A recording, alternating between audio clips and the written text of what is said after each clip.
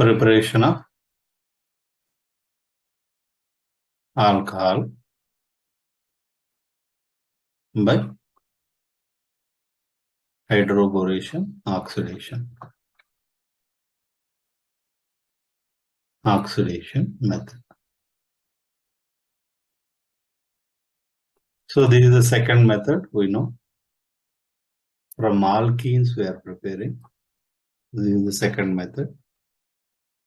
So here what will happen? Hydroboration. Here diborane will participate in this reaction.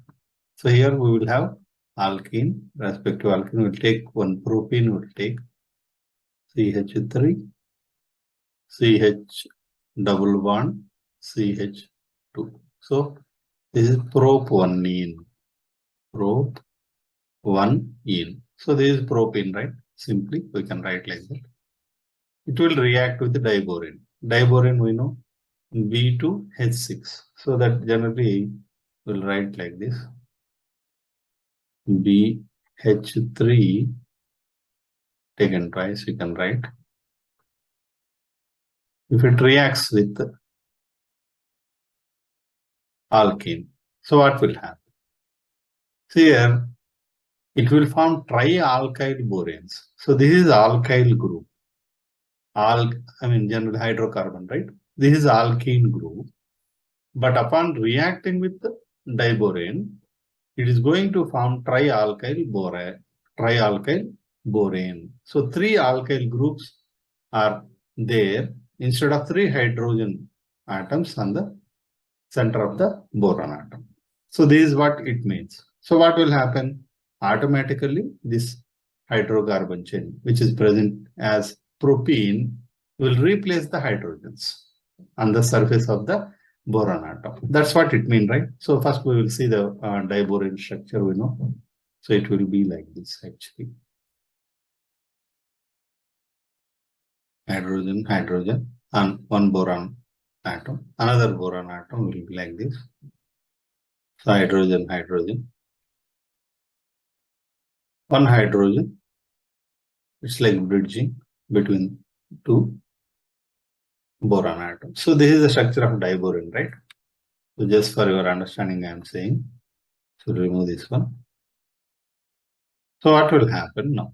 So first one propene, one molecule of propene will replace one hydrogen. So how it will happen, we'll write.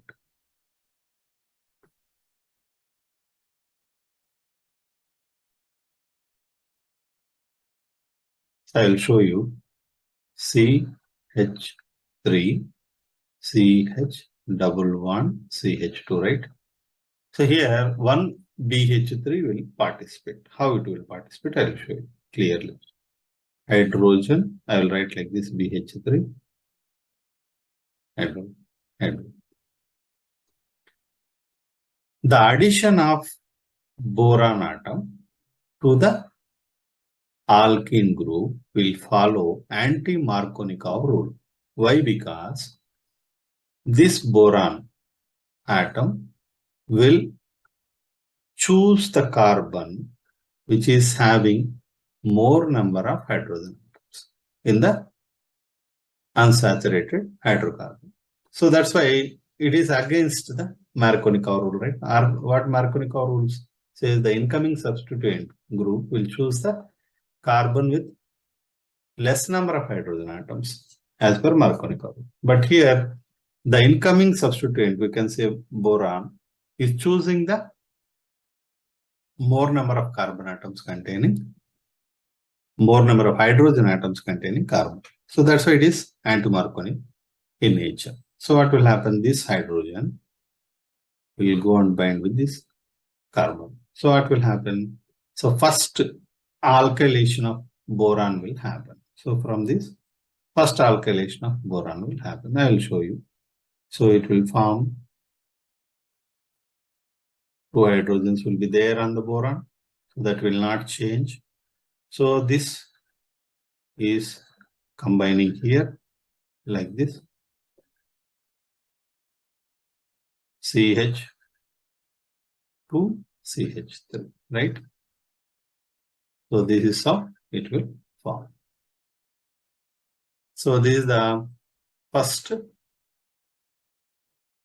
alkylation of boron. So in the second step, what will happen? So we are seeing here, first alkylation has happened on the diboron. So by replacing the first hydrogen, so again that hydrogen has been attached to the unsaturated carbon. So this is the first step, what we have seen. This is the resultant product, right? This is the resultant product. So again, this alkylated boron will undergo further reaction with one more molecule of alkane. So one more molecule of alkane we can write like this. CH2 double bond CH CH3. One more molecule of alkane. So what will happen now again? So again one more alkylation will happen here. So this time it will form dialkyl boron. I can write hydrogen here. So it will attach to the unsaturated carbon containing more number of hydrogen bonds. So then it will be CH2, CH3. This side also CH2, CH2, CH3. So it will write the extra hydrogen. This hydrogen is replaced, right? This hydrogen is replaced. This will occupy this carbon. This will occupy this carbon. And this boron will go and bind with this carbon. And that's why we have dialkyl boron. So again dialkyl boron will be added with one more propane plus one more propane, CH2 double bond CH and CH3, right?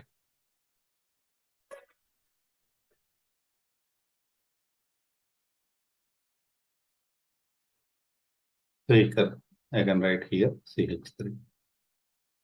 So what will happen? Further alkylation will happen on the boron. So it will contain 3 molecules of alkyl groups like this. So one more is here, CH3. So one more we can write here, CH3, right? So this will be called as trialkyl boron.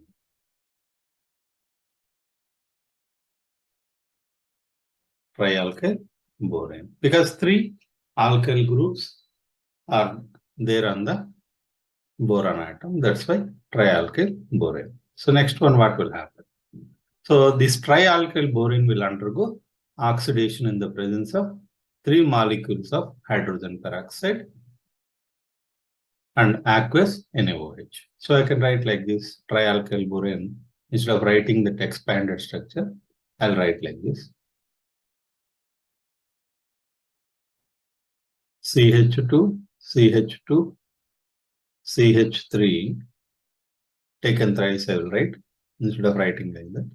So upon oxidation, so with the 3 molecules of H2O2, hydrogen peroxide, so I can say here in the presence of aqueous NaOH. So generally in textbook what they will show, aqueous NaOH in a dissociated form, they will mention an hydroxide ion and H2O. So H2O indicates the aqueous form and dilution of NaOH, it means, right? So whatever it may be. So what will happen? Due to the oxidation of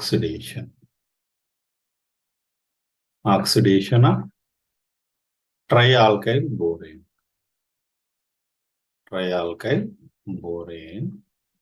What is happening here? We are getting 3 molecules of propanol. CH2, CH3, CH2, CH2OH. So 3 molecules of propanol. Propanol, hydroxyl group, right? Then 3 molecules of sorry, boric acid. So we can write BOH thrice. BOH thrice. So it is like this: BOH, OH, OH, right? So you can write this one H3, BO3. This is boric acid.